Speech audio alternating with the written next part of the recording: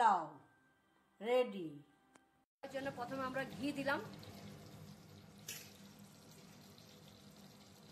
ঘিটা আমাদের ঘরে বানানো, ঘি বানানো রেসিপি ডিসক্রিপশনে দেয়া আছে। শুকনো লাল লঙ্কা, তেজপাতা, বড় এলাচ, ছোট এলাচ,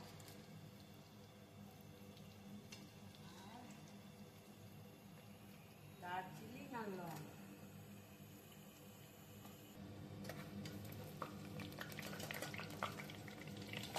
কাজু,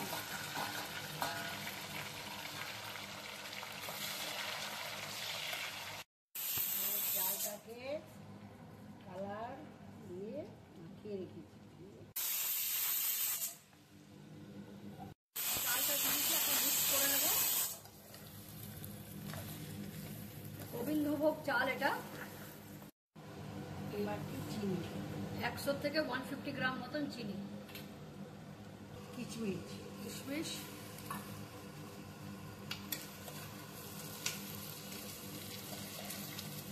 সেটা হচ্ছে মিষ্টি পোলাও। এখানে গরম জল করে রেখেছি আমরা, এই গরম জলটা আমরা পোলাওতে ঢালা হবে।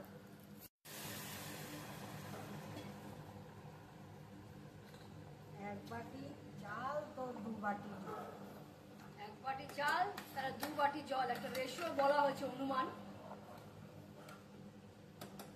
পুরা গরম জল ঢালার পরে ভেজে নিলাম, একটু নড়িয়ে নিলাম। এখন এটা 2টো সিটি মতন রাখা হবে।